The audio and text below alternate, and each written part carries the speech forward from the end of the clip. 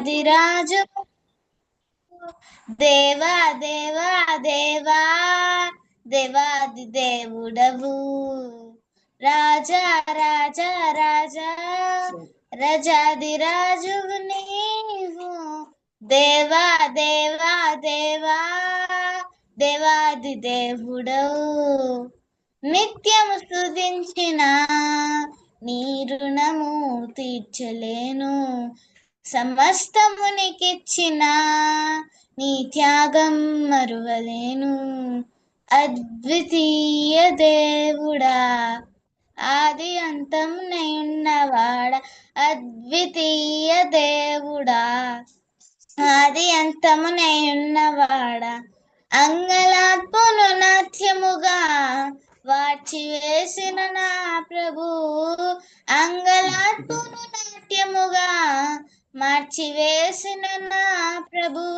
రాజా రాజా రాజా రాజాదిరాజువు నీవు దేవా దేవా దేవా దేవాది దేవుడవు రాజా రాజా రాజా రాజాదిరాజువు నీవు దేవా దేవా దేవా దేవాది దేవుడవు నిత్యము స్తుతించిన నీ రుణము తీర్చలేను సమస్తము నీకిచ్చిన నీ త్యాగం మరువలేను జీవమైన దేవుడా జీవమిచ్చిన నాదుడా జీవమైన దేవుడా జీవమిచ్చిన నాదుడా జీవజలముల బుగ్గ యొద్దకు నన్ను నడిపిన కాపరి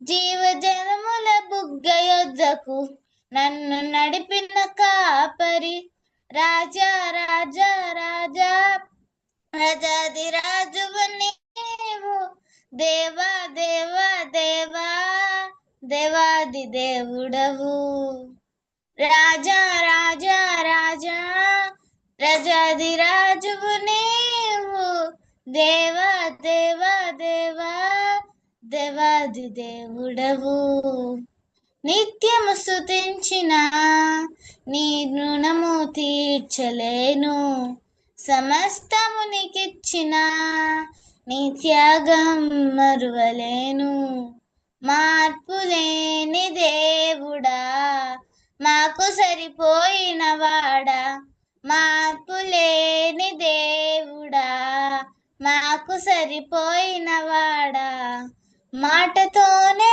సృష్టినంతా కలుగజేసిన పూజ్యుడా మాటతోనే సృష్టినంతా కలుగజేసిన పూజ్యుడా రాజా రాజా రాజా రాజాదిరాజువు నీవు దేవా దేవా దేవా దేవాది దేవుడవు రాజా రాజా రాజా రాజాదిరాజువు నీవు దేవా దేవా దేవా దేవాది దేవుడు నిత్యము స్తుతించిన నీ రుణము తీర్చలేను సమస్తము నీకిచ్చిన నీ త్యాగం మరువలేను ప్రైజ్ లార్డ్ హల్లెలూయా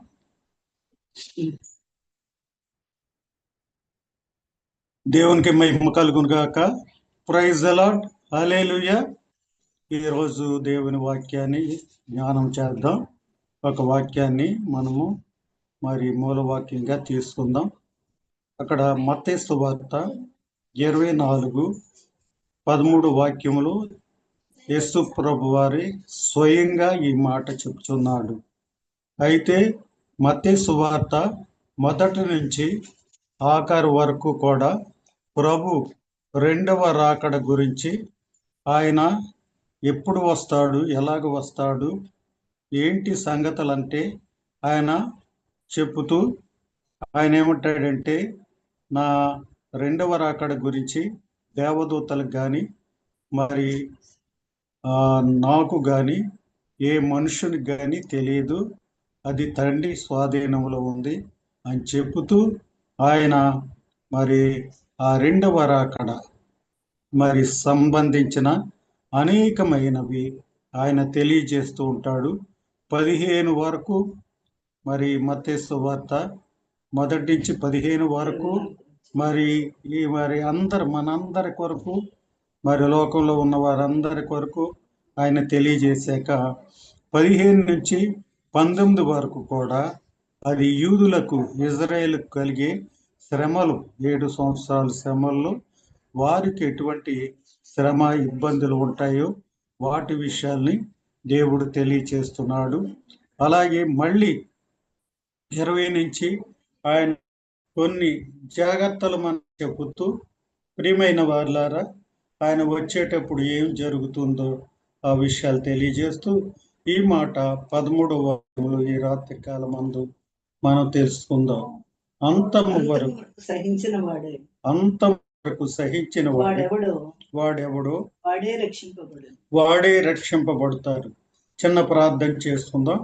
పరిశుద్ధుడ, కరుణామయుడ, ప్రేమ గల తండ్రి, నీకు వందనాలు.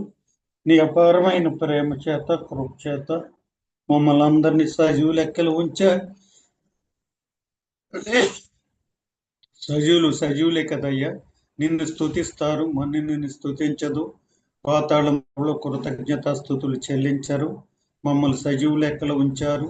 జూమ్లో ఉన్న మహిళలందరూ కూడా సజీవు లెక్కల్లో ఉంచారు కనుక మేమందరము నిన్ను స్తుతిస్తూ, కీర్తిస్తూ, ప్రార్థిస్తూ, నాయన నీ రాకడ కొరకు, నీ రాజ్యం కొరకు నాయన మేము సిద్ధపడుతూ ఉంటున్నాం తండ్రి. దాన్ని బట్టి ఏవా నీవు ఇచ్చిన సమయాలు బట్టి నీకు స్తుతులు చెల్లిస్తున్నాం. ఆయన జూమ్ నడిపిస్తున్నా డాక్టర్ గారిని బట్టి, డాక్టర్ గారిని బట్టి, వారి బిడ్డలను బట్టి నీకు స్తుతులు చెల్లిస్తున్నాం. వారిని దీవించండి. ఇటువంటి కార్యక్రమాలు అనేకమైనవి చేయుటకు తండ్రి వారిని నాయన నీ కృపలో ఆశీర్వదించి దీవించమని ప్రార్థన చేయుచున్నాం. నాయన జూమ్లో ఉన్న సభ్యులందరూ వారి కుటుంబాల కొరకు ప్రార్థన చేయుచున్నాం తండ్రి. దేవా, నేను వారందరినీ కూడా నీ కృపలో కాపాడి నడిపించి మా అవసరతలన్నీ కూడా నీవు తీర్చమని ప్రార్థన చేయుచున్నాం తండ్రి. దేవా, ఈ రాత్రి కాలమందు బలహీనగా ఉన్నాను, నన్ను ముట్టండి, స్వస్థపరచండి. నా దగ్గులు, జలుబు తండ్రి, కళ్ళంట నీళ్లు కారుతో తీసివేసిన ఆయన దేవ మంచి ఆరోగ్యాన్ని ఇచ్చి తండ్రి, నీ వాక్యాలు కొన్ని నిమిషాలు ధ్యానం చేయుటకు నాయన సహాయం చేయమని ప్రార్థన చేయుచున్నా.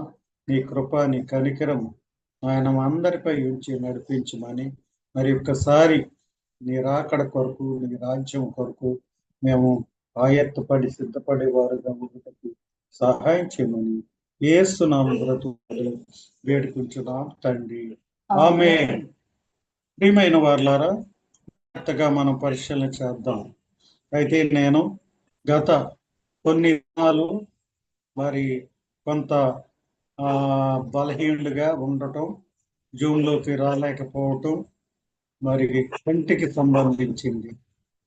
ఒక్కొక్కసారి ఒక్కొక్క విధమైన మరి ఇబ్బంది, బలహీనత కలుగుతూ మరి కొంతకాలం జూమ్కి దూరం అవటకి దేవుడు మరి సాతాను మరి ఆటంకాల్ని కలిగి చేశాడు.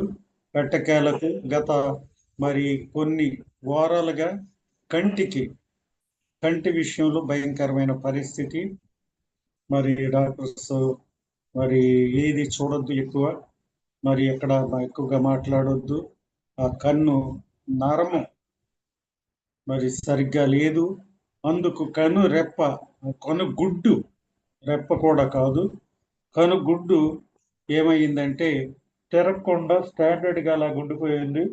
రెప్ప కూడా మరి దగ్గరికి అయిపోయి మూసుకొని పరిస్థితులు క్యాటరాక్ట్ ఆపరేషన్ అవుతుంది అన్నారు. అయితే అది కూడా చేస్తాకి వీలు పడదని చెప్పి మరి డాక్టర్ గారు మెడిసిన్స్ రాసిస్తే ప్రార్థన చేసుకున్నాం.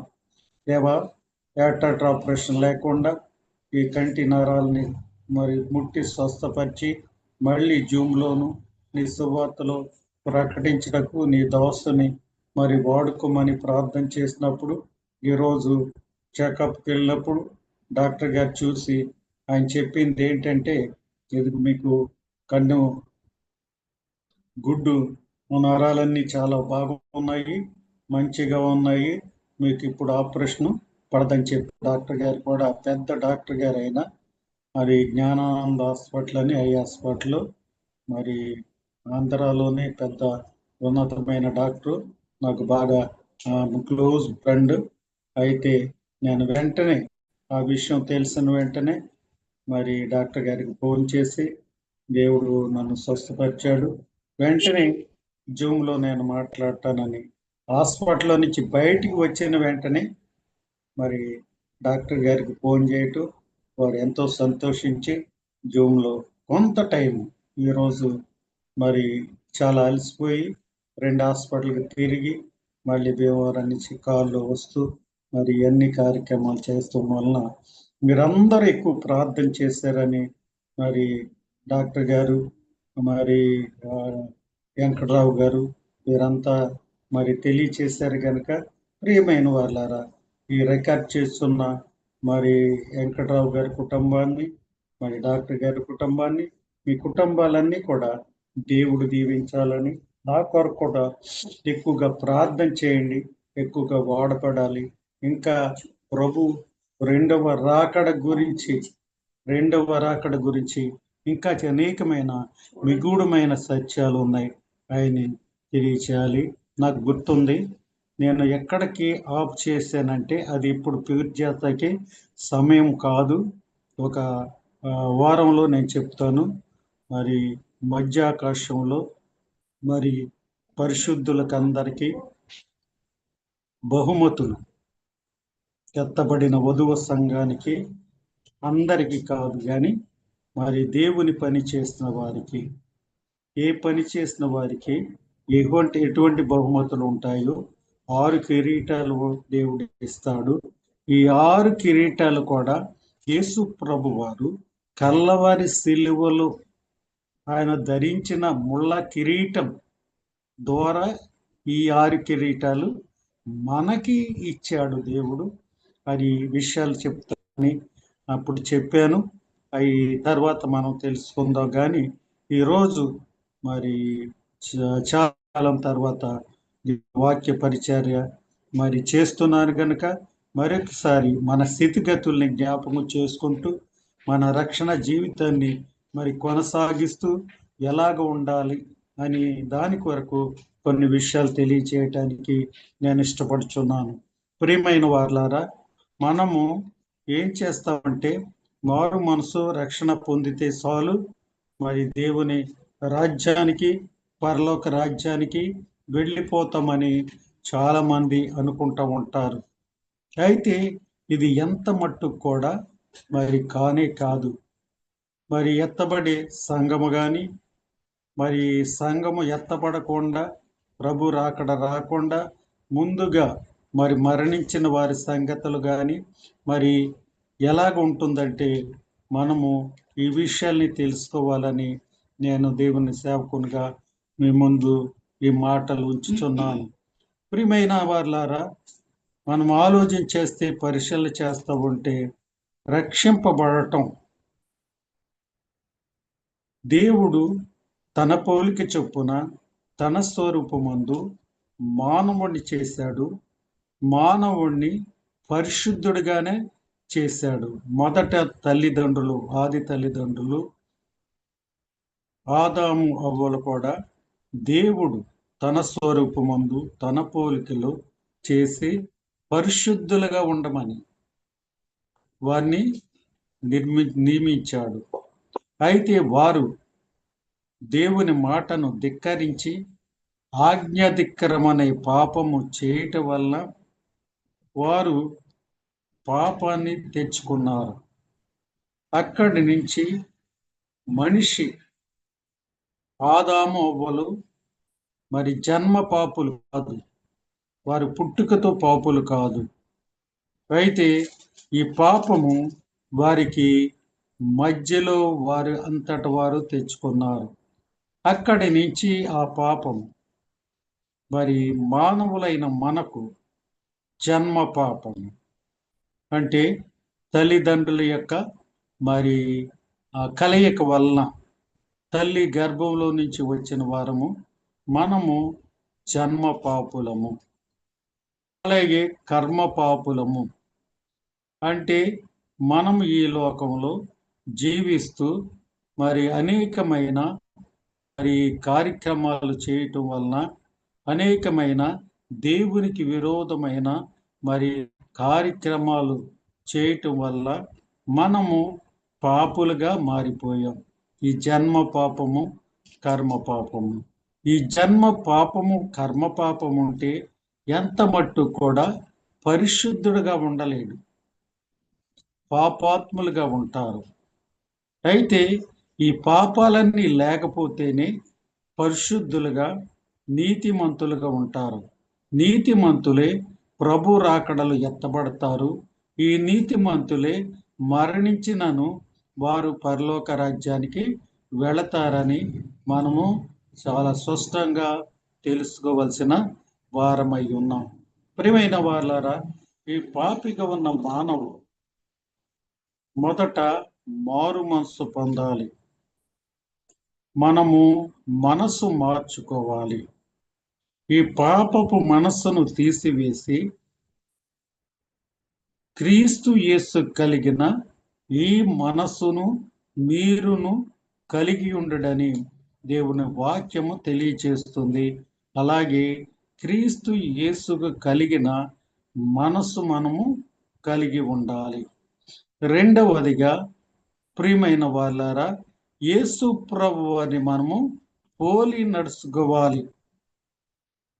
మనం ఇప్పుడు వరకు కూడా పాపంలో ఉన్నవాళ్ళు సాతాను సంబంధులుగా ఉండి, వారు సాతాను ఎలాగ చెప్తే అలాగా నడుచుకుంటూ సాతాను ఇష్టంగా ప్రకారం వాళ్ళు నడుచుకుంటున్నారు. అయితే అలాగ కాకుండా మనము దేవుని పిల్లలుగా ఉండి దేవుని పోలి నడుచుకోవాలి. పరిశుద్ధుడైన పౌలు గారు చెప్తున్నారు, నేను క్రీస్తుని పోలి నడుచుకుంటున్నాను, మీరును నన్ను పోలి నడుచుకోవాలి. అలాగే క్రీస్తు ప్రేమను మనము కలిగి ఉండాలి. నిన్ను వలె నీ పొరుగు వారిని ప్రేమించమన్నాడు దేవుడు. మనం ఎలాగ ప్రేమించుకుంటున్నామో మన ఇరుగు పొరుగు వారిని అలాగ ప్రేమించాలి. మనకు విరోధులంటూ కూడా ఎవరు ఉండకూడదు. ప్రియమైన వారలారా, మారు మనసు పొందిన మనము,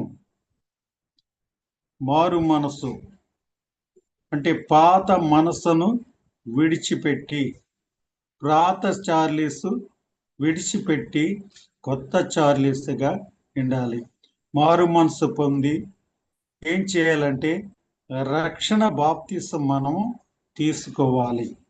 ఈ బాప్తిసము తీసుకోవాలి. ఈ బాప్తిసము తీసుకుంటేనే కానీ క్రీస్తు బిడ్డలుగా మనము ఉండలేం.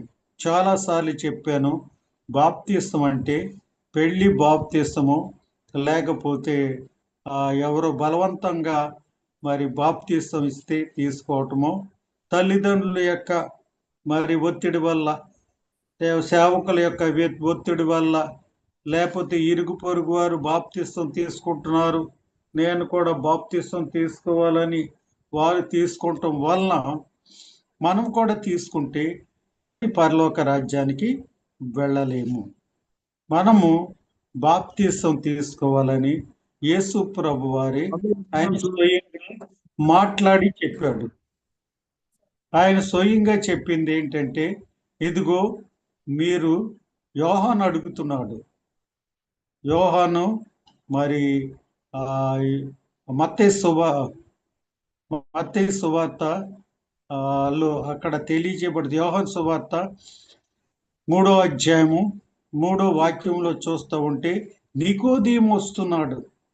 అక్కడికి నికోదేము వచ్చి, నేను పరలోక రాజ్యానికి వెళ్ళాలంటే, నిత్య జీవానికి వెళ్ళాలంటే నేను ఏమి చేయాలని యేసు ప్రభువాన్ని అడిగితే, ఒకడు నీటి మూలముగాను ఆత్మ మూలముగాను జన్మిస్తేనే గాని పరలోక రాజ్యానికి వెళ్ళలేరు. నికోదేముకి అర్థం కాలే. తిరిగి జన్మించటం అంటే ఏంటి? ముసలివాడైన నేను తల్లి గర్భంలోకి వెళ్ళి ఎలాగ జన్మించగలనంటే అక్కడ మరి యేసు ప్రభువారు నికోదేముతో చెబుతున్నాడు, ఓ నికోదేము, తిరిగి జన్మించటం అంటే అది కాదు గాని ఒకడు నీటి మూలముగాను ఆత్మ మూలముగాను జన్మిస్తేనే గాని దేవుని రాజ్యములో ప్రవేశించడు. దేవునికి మహిమ కలుగును గాక. ఇదిగో మనము మొదట నీటి మూలముగా మరి ఆ బాప్తిస్తం తీసుకుంటే, ఇక్కడ పాత చార్లెస్ నీటి చచ్చిపోయాడు, కొత్త చార్లెస్ పైకి వచ్చాడు. ప్రియ దేవుని బిడ్డలారా, మనము మారు మనసు పొంది బాప్తిస్తం తీసుకుంటే, అయితే నిజమైన బాప్తిస్తము అయినప్పుడే పరిశుద్ధాత్మ దేవుడు మనలోనికి వస్తాడు. మామూలుగా ఎంత మట్టు కూడా పరిశుద్ధాత్మ దేవుడు మనలోనికి రాడు. పరిశుద్ధాత్మ మనలోకి రావాలంటే నిజమైన మారు మనసు, నిజమైన రక్షణ బాప్తిస్తము, అలాగే నిజమైన బాప్తిస్తం అయినప్పుడు అప్పుడు దేవుని ఆత్మ మనలోనికి వస్తుంది. అక్కడ క్లియర్గా చెబుతున్నాడు, యేసు ప్రభు వారే ఆదర్శంగా చూపిస్తున్నాడు. మత్తయి సువార్త 3వ అధ్యాయము 16వ వాక్యంలో చూస్తూ ఉంటే, యోహాను చేత యేసు ప్రభు వారు బాప్తిసము తీసుకున్న తర్వాత ఆయన ఒడ్డుకు వచ్చినప్పుడు ఆకాశము తెరవబట్టయు దేవుని ఆత్మ పావురం వలె దిగి తన మీదకి వచ్చుటయు చూచెను. మరియు ఇదిగో ఈ నా ప్రియ కుమారుడు, ఈయన యందు నేను ఆనందించుచున్నాను. ప్రైజ్ లార్డ్, హల్లెలూయా. ఎప్పుడు ఆత్మ వస్తుందంటే మనము నిజమైన బాప్తిస్తం తీసుకున్నప్పుడు దేవుని ఆత్మ మనలోనికి, పరిశుద్ధాత్మ మనలోనికి వస్తుంది, మనల్ని సర్వ సత్యములోనికి నడిపిస్తుంది, మనల్ని ఎలాగ నడుచుకోవాలో అలాగ నడిపిస్తుంది. అయితే ఇది దేవుని ఆత్మ మనలో ఉన్నంత కాలము ప్రియమైన వాళ్ళారా దేవునికి ఇష్టలుగా ఉంటాం. మళ్ళీ మనం పాపం చేస్తే దేవుని ఆత్మ మనలో లేకుండా వెళ్ళిపోతుంది. అవన్నీ నిదర్శనలు ఇది వరకు మీకు తేటగా తెలియచేశాను. ఇప్పుడు అది వాటి గురించి కాదు. కానీ రక్షింపబడ్డ మనము, దేవుల్లో ఉన్న మనము, బాప్తీసం తీసుకున్న మనము, మన రక్షణ, మన నీతి, మన పరిశుద్ధత ఎప్పుడు వరకు ఉండాలి? చాలా మందికి ఇది అర్థం కాదు, తెలియక అనేక విధాలుగా చేస్తున్నాడు. ఒకసారి రక్షింపబడితే ఇంకా పర్వాలేదు, ఎలాగ ఉన్నా, ఎన్ని పొరపాటులు చేసినా దేవుని రాజ్యానికి మనం వెళ్ళిపోతాం.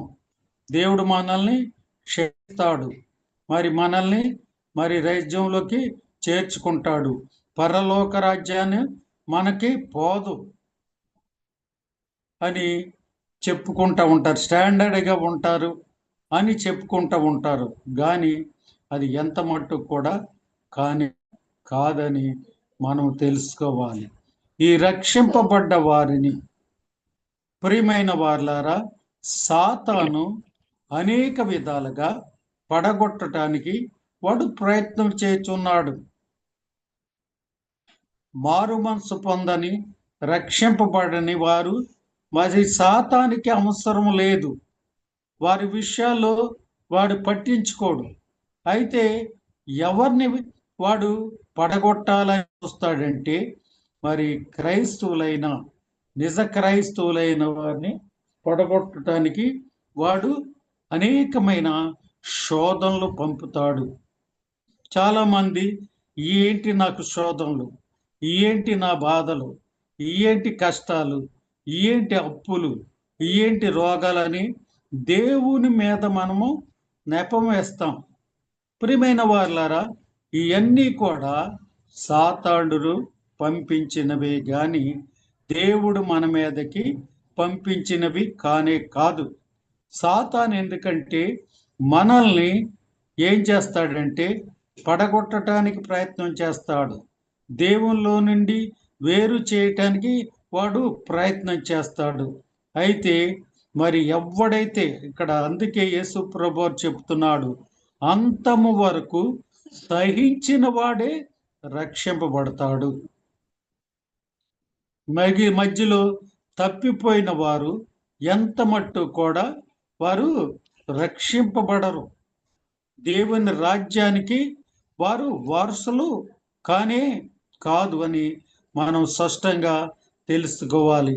శ్రమలు వచ్చినప్పుడు, కష్టాలు వచ్చినప్పుడు అనేక మంది ఏం చేస్తారంటే వెనక్కి వెళ్ళిపోతారు, దేన్ని విడిచిపెట్టేస్తారు.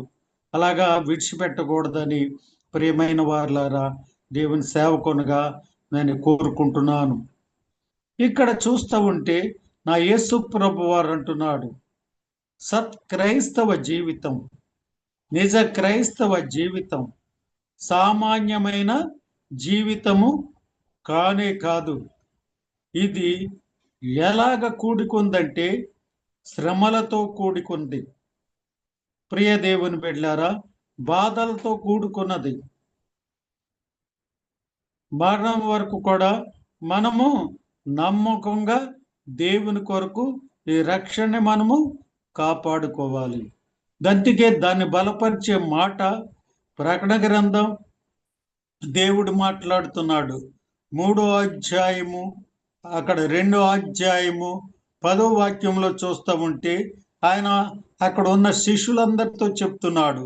ఏం చెప్తున్నాడంటే 10 దినములు శ్రమలు కలుగుతాయి.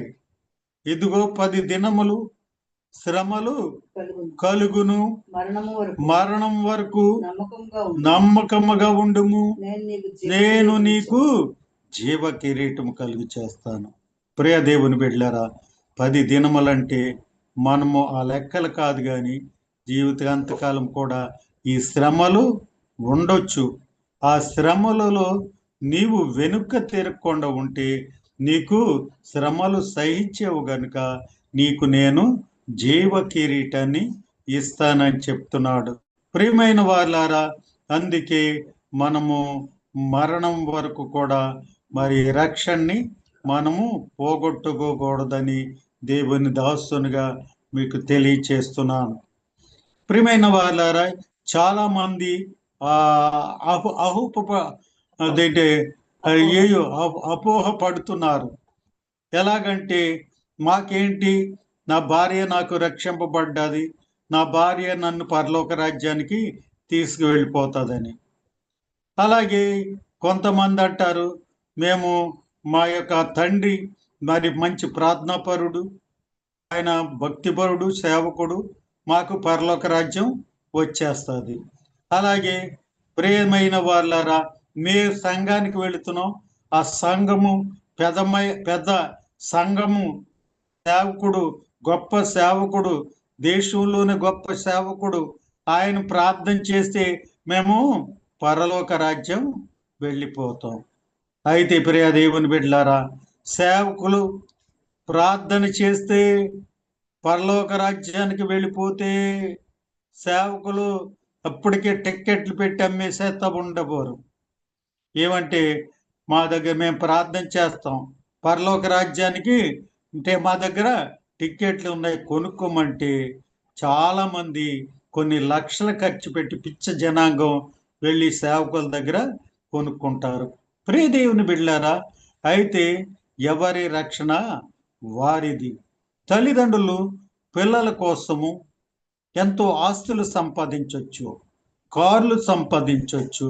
ప్రియ దేవుని బిడ్డలారా, అనేక విధాల వెండి బంగారాలు సంపాదించవచ్చు, కానీ వారికి ఎంత మట్టుకు కూడా రక్షణ మట్టుకు ఇవ్వలేరు. రక్షణ అన్నది ఎవరికి సంబంధించినది? వారికి వ్యక్తిగత రక్షణ. ప్రియమైన వారులారా, మనం ఆలోచన చేస్తూ ఉంటే ఒకరి రక్షణ ఒకరికి రాదు.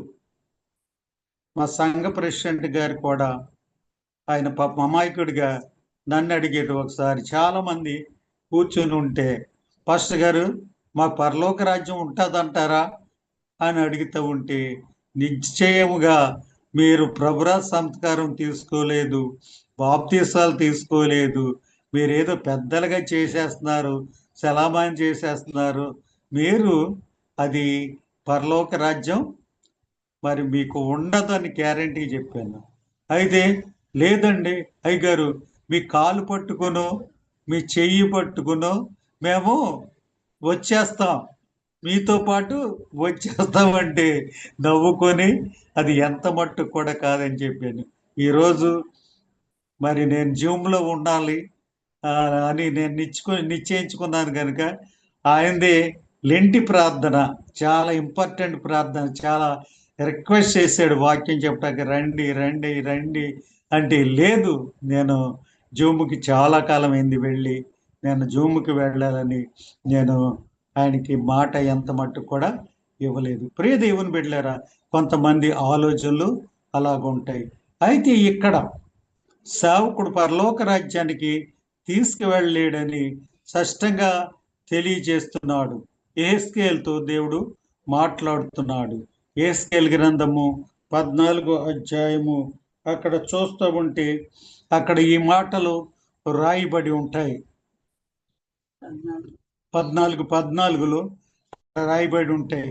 ఈ పట్టణములో, ఆ గుంటూరు పట్టణంలో, లేకపోతే ఆంధ్రప్రదేశ్లో, ఈ భారతదేశంలో మరి ఒకసారి చూద్దాం, ఎటువంటి సేవకులు ఉంటున్నా వారు వారి బట్టికే రక్షించుకుంటారు, కానీ ఆ రక్షణ ఇతరులకు రాదని స్పష్టంగా చెప్తున్నారు. ఒకసారి చదువుదాం. నోవాహును, దానియేలును, యోబును ఈ ముగ్గురు అట్టి దేశంలో ఉండినను వారు తమ నీతి చేత తమ్మును మాత్రమే రక్షించుకొందురు. ఇదే ప్రభువగు యెహోవా వాక్కు. ఒక్కసారి ఎంత కఠినంగా ఉందో చూడండి.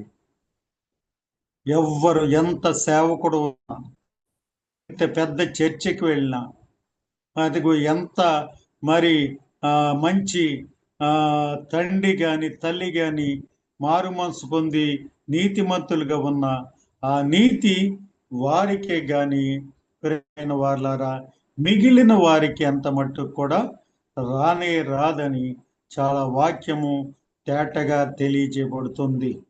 అయితే ఇంకా పిల్లలకు వస్తుందా అని అడిగితే దానికి కూడా దేవుడు సమాధానం చెప్తున్నాడు. అదే 14 యెహెజ్కేలు గ్రంథము 20వ వాక్యములో చూస్తూ ఉంటే నోవాహును, దానియేలును, యోబును ఈ ముగ్గురు దానిలో ఉన్నను నా జీవము తోడు వారు తమ నీతి చేత తమ్మును మాత్రమే రక్షించుకుందురు, గాని కుమారులైనను కుమార్తెలైనను రక్షింప జాలక ఉండురు. ఇది చాలా వాస్తవం గనుక మన రక్షణ కొరకు మనము నీతిమంతులుగా ఉండి మరణం వరకు కూడా మనము నమ్మకంగా ఉండాలి. ప్రభు రాకడ వరకు కూడా నమ్మకంగా ఉండాలి. మధ్యలో తప్పిపోతే ఎంత మట్టుకు కూడా మనం ప్రభు రాజ్యానికి వారసులు కాము. ప్రేమైన వారులారా, యొక్క శ్రమలు ఉంటాయి ఈ లోకంలోని దేవుడే స్పష్టంగా తెలియజేస్తున్నాడు. ఆయన మార్కు సువార్త 8:34 అనుకుంటా, దాంట్లో ఉంటది, ఎవడైనను నన్ను వెంబడింప గోరిన ఎడల తన్ను తాను ఉపేక్షించుకొని తన సిలువ ఎత్తుకొని నన్ను వెంబడింపవలెను. తన ప్రాణమును రక్షించుకొని గోరువాడు. సరిపోతుంది. ప్రియమైన వారులారా, నన్ను వెంబడింపగోరువాడు అంటే పరలోక రాజ్యానికి వారసుడవలసిన అనుకుంటున్న వాడు, నా మార్గంలో నడుచుకోవటాన్ని ఇష్టపడుతున్న వారు ఏమంటున్నారు ఏంటంటే, వారు తమ సిలువను ఎత్తుకొని ఉపేక్షించుకొని తగ్గించుకొని సిలువ ఎత్తుకొని నన్ను వెంబడించాలి. సిలువ అంటే శ్రమలు. ప్రియ దేవుని బిడ్డలారా, సిలువ అంటే నిందలు, సిలువ అంటే అవమానాలు, ఇవన్నీ సహించుకోవాలి. యేసు ప్రభు వారు కూడా ప్రియమైన వారులారా ఈ శ్రమలు, నిందలు మరి ఇవన్నీ కూడా ఆయన సహించుకున్నాడు. ఈ యొక్క 40 దినాలు కూడా, మరి లెంటి దినాలు, మండల దినాలు, వ్రత దినాలని మరి ఆర్సిఎం వారు, లోదర్ అన్నవారు, సిఎస్ఐ వారు, అలాగే బాప్టిస్ట్ వారు, ఇంకా అనేక డినామినేషన్ల వారు కూడా లెంటి డేస్ పాటిస్తున్నారు. ఈ 40 దినాలు పూట అన్నం భోజనం మానేస్తారు, 2 పూట్ల భోజనం మానేస్తారు. ఆర్సిఎం వాళ్ళు అయితే మాలలు వేసుకుంటారు, తెల్ల వస్త్రాలు చేస్తారు, తాగుడు మానేస్తారు. అప్పటి వరకు తాగుతూ ప్రియ దేవుని బిడ్డలారా నిక్కచ్చిగా ఉండి ఏంటంటే యేసు ప్రభు వారు ఆయన మన కొరకు శ్రమలు అనుభవించాడు, ఆ శ్రమల్ని మనం జ్ఞాపకం చేసుకోవాలని పాటిస్తూ ఉంటారు. కానీ ఇది పాటించటం కాదు, కానీ ప్రియ దేవుని బిడ్డలారా అనుభవించాలి. అయితే దీనికి మాదిరి యేసు ప్రభు వారే. ఆయన మొదటి పేతురు పత్రిక 4వ అధ్యాయము మొదటి వాక్యంలో అనుకుంటా అక్కడ రాయబడి ఉంటుంది. మొదటి పేతురు పత్రిక 4వ అధ్యాయము మొదటి వాక్యంలో చూస్తూ ఉంటే అక్కడ క్రీస్తు శ్రమలను గూర్చి సాక్షిని బయలుపరచబోబోవు. అది క్రీస్తు అక్కడ ఉంటది. క్రీస్తు ఆయన శరీరమందు శ్రమలు అనుభవించాడు. ప్రియ దేవుని బిడ్డలారా, ఈ శరీరమందు ఆయన ఏమనుభవించాడంటే శ్రమలు అనుభవించాడు. క్రీస్తు శరీరమందు శ్రమలు పడిన గనుక మీరును అట్టి మనస్సును ఆయుధముగా ధరించుకొనుడి. యేసు ప్రభువారు ఏం చేశాడంటే ఆయన శరీరమందు ఆయన శ్రమలు అనుభవించాడు. ఎటువంటి శ్రమలు? భయంకరమైన శ్రమలు. మనం అనుభవించే శ్రమలు కాదు. ఆయన ఎంత భయంకరమైన శ్రమలు అనుభవించాడంటే ఒకసారి ఆలోచించేస్తూ ఉంటే, ఆయన సిలువ మరి కొయ్య మీద ఉన్నప్పుడు ఆయనకు అంతకు ముందే 1 తక్కువ 40 కోడా దెబ్బలు కొట్టారు. శరీరం అంతా కూడా మరి రక్తంతో చిందపడింది.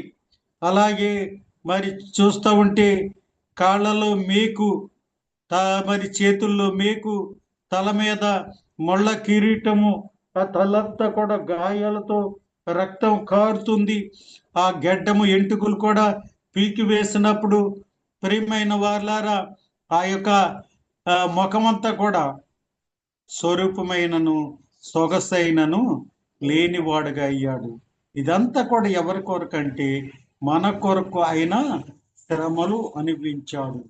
ఆయన శరీరమందు శ్రమలు అనుభవించాం కనుక ఇటువంటి మరి మనస్సు ఆయుధముగా ధరించుకొని ఉండాలంట. దేవునికి మహిమ కలుగును గాక. ప్రియమైన వార్లారా, మనం ఇంకా ఆలోచించేస్తూ ఉంటే ఫిలిప్పీ పత్రిక 1వ అధ్యాయము 30వ వాక్యంలో అక్కడ రాయబడి ఉంటుంది. ఫిలిప్పీ పత్రిక పరిశుద్ధుడైన పౌలు గారు చక్కని మాట మరి రాస్తున్నాడు. ఆ మాట నాకెంత ఇష్టమైనది. మొదటి అధ్యాయం 30 ఫిలిప్పీ పత్రిక. ఆ, క్రీస్తునందు ఆ. విశ్వాసం ఉంచట మాత్రమే కాక క్రీస్తునందు విశ్వాసముంచటమే కాక ఆయన పక్షమున ఆయన పక్షముగా శ్రమ పడుటయు ఆయన పక్షముగా మీకు అనుగ్రహింపబడెను. మీకు అనుగ్రహింపబడింది. ఒక వరం లాంటిది. ప్రియమైన వారలారా, యోబు కూడా శ్రమలు వచ్చినప్పుడు, ఈ సాతాను ద్వారా వచ్చిన శ్రమలు ఇవి. మనకు వచ్చే శ్రమలన్నీ కూడా సాతానుడి దేవుడు పరీక్ష పెడతాడు, కానీ శ్రమలు ఎంత మట్టు కూడా రప్పించడు. శ్రమలో మనకి తోడై ఉండి దేవుడు. ప్రియమైన వారలారా, అయితే శ్రమల్లో కూడా యోబు కూడా ఆయన నిలకడగా ఉన్నాడు. భార్య దూషించి, దేవుని దూషించి చచ్చిపో అన్నా కూడా దేవుడు యెహోవా ఇచ్చెను, యెహోవా తీసుకొనెను అని చక్కని సమాధానం చెప్తున్నాడు. ప్రియమైన వారలారా, అయితే దేవుని కొరకు ఒకవేళ శ్రమలు వస్తే, ఇబ్బందులు వస్తే, ఇరుకులు వస్తే ఏంటంటే గొప్ప భాగ్యం, ఎక్కువ గొప్ప తరుణం. అది వరం. ఆ వరాన్ని అనిపిస్తే ఏం కలుగుతుందో దేవుని వాక్యం తెలియజేస్తుంది. మత్తయి సువార్త 5వ అధ్యాయము 10-11 వాక్యాల్లో చూస్తూ ఉంటే అక్కడ యేసు ప్రభు వారు స్వయంగా చెప్పే మాటలు, ఎవరో చెప్పిన మాటలు కాదు, కానీ ఆయన స్వయంగా చెప్పే మాటలు ఆయన ఇలాగ తెలియజేస్తున్నాడు. నీతి నిమిత్తము హింసింపబడువారు ధన్యులు. ఎవరండి? నీతి నిమిత్తము హింసింపబడువారు ధన్యులు. పరలోక రాజ్యము వారిదే. నా నిమిత్తము జనులు మిమ్మల్ని నిందించి హింసించి మీ మీద అబద్ధముగా చెడ్డ మాటలు పలుకున్నప్పుడు మీరు ధన్యులు. సంతోషించి ఆనందించుడి. పరలోకమందు మీ ఫలము అధికమవుతుంది. ఈ బలా నమ్మకమైన మంచి దాసుడా, ప్రియ దేవుని బట్టి దాసురాళ్ళు ఉండరు, కానీ దాసుడని దేవుడు అక్కడ మాట్లాడుతున్నాడు. అయితే ప్రియమైన వారలారా, ప్రభు రాజ్యం కొరకు, మన రాకడ కొరకు ఎలాగ సిద్ధపడాలో, ఒకసారి సిద్ధపట్టు గురించి కాదు, కానీ మనము ఏ మార్గంలో నడుచుకోవాలో, ఎటువంటి మార్గంలో వెళితే మనము గమ్యస్థానానికి వెళ్తాము, ప్రభు రాకడకు వెళ్తాము, ఎత్తబడతాము. ఒకసారి యేసు ప్రభు వారి చెప్తున్నాడు. మత్తయి సువార్త 7వ అధ్యాయము 13వ వాక్యంలో ఆయన ఇలాగ చెప్తున్నాడు. ఇరుకు ద్వారమున ప్రవేశించుడి. నాశనముకు పోవు ద్వారము వెడల్పును ఆ దారి విశాలమునై ఉన్నది. దాని ద్వారా ప్రవేశించువారు అనేకులు. జీవమునకు పోవు ద్వారము ఇరుకును ఆ దారి సంకుచితమై ఉన్నది.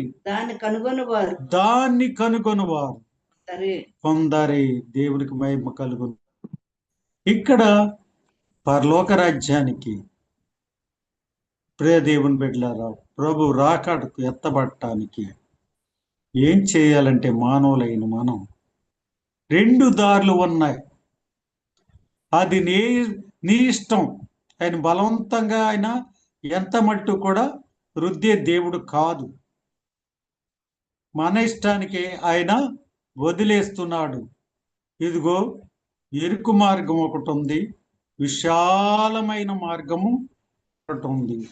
ఇరుకు మార్గము, ప్రియ దేవుని బిడ్డలారా, శ్రమలు ఉంటాయి, నిందలు ఉంటాయి, అవమానాలు ఉంటాయి, కష్టాలు ఉంటాయి. ఇవన్నీ కూడా ఇరుకు మార్గం. ఇవన్నీ కూడా ప్రభు కొరకు అనుభవించి దాని గుండా ప్రవేశించువారు బహు తక్కువ మంది.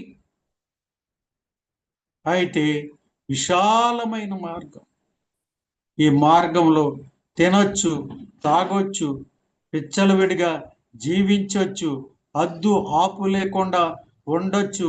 నా ప్రాణమా తినుము, తాగుము, ఇదిగో సుఖించుము అని చెప్పుకుంటూ ఉన్నవాళ్ళు అనేక మంది. వాళ్ళు అది చివరికి ఎక్కడికి తీసుకువెళ్తుందంటే నాశనానికి తీసుకువెళ్తుంది, నరకానికి తీసుకువెళ్తుంది. ఇరుకు మార్గమేమో పరలోక రాజ్యానికి తీసుకువెళ్తే విశాలమైన మార్గము నాశనానికి నడిపిస్తుంది. కనుక ఏది కావాలో అది నువ్వు కోరుకోమని దేవుడు మనకి తెలియచేస్తున్నాడు. గనక ప్రియమైన వాళ్ళారా, క్రైస్తవ జీవితంలో వచ్చే శ్రమలు కానీ, నిందలు కానీ, అవమానాలు కానీ, కష్టాలు కానీ, ఇరుకులు కానీ, ఇబ్బందులు కానీ అన్నీ కూడా సహించుకుంటూ ఓర్చుకుంటూ ప్రభు కొరకు మనము జీవించే వారిగా ఉండాలి. నాకు అనేకమైన శ్రమలు వచ్చినాయి, ఇబ్బందులు వచ్చినాయి, ఇరుకులు వచ్చినాయి. చాలాసార్లు నేను దేవుని మీద ఎప్పుడు కూడా చనుక్కోలేదు, కానీ ఇంకా ఆత్మీయంగా బలపడటానికి మేము కుటుంబం అంతా కూడా ప్రార్థన చేసేవాళ్ళం.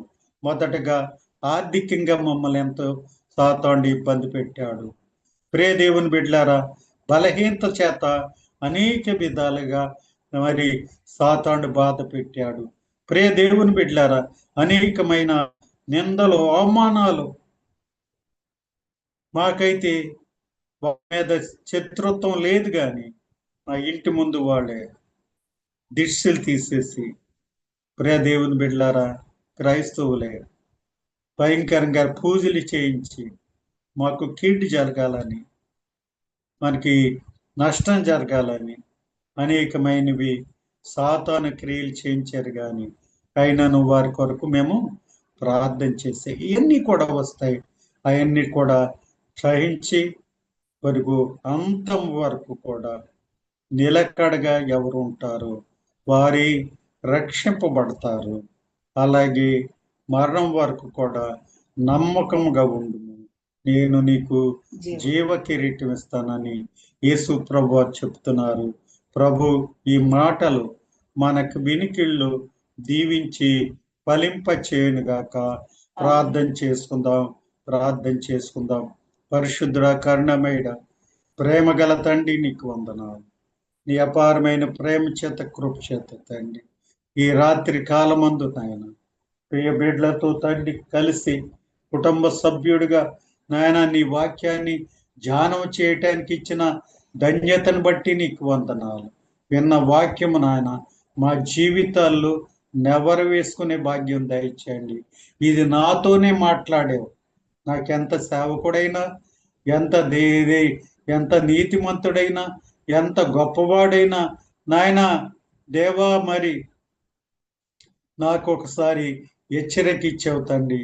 అలాగే జూమ్లో ఉన్న వాళ్ళందరికీ కూడా హెచ్చరిక ఇచ్చినందుకు నీకు వందనాలు చెల్లించుకుంటున్నాం తండ్రి.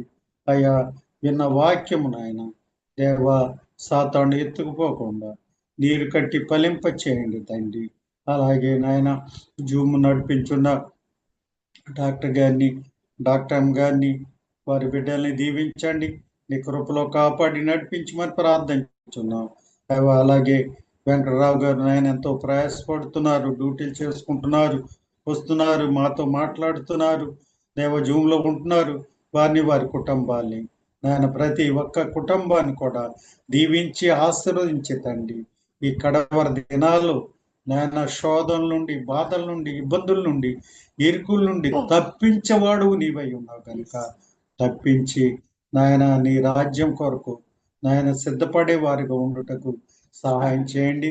నీ రాకడ ఆలస్యమైతే తండ్రి మరొక్క వారం మేము కలుసుకుని తండ్రి, అయ్యా నీవెప్పుడు రాబోతున్నావు, ఎలాగ రాబోతున్నావు, నాని ఎటువంటి పరిస్థితులు జరుగుతున్నాయో అనేక సత్యాలని ఆయన మేము తెలుసుకుంటూ ఉన్నాము. వాటి గురించి తెలియచేయమని త్వరగా రానైన యేసునాం బ్రతిమలాడి వేడుకొంచున్నాం తండ్రి. Amen amen amen. Praise lord.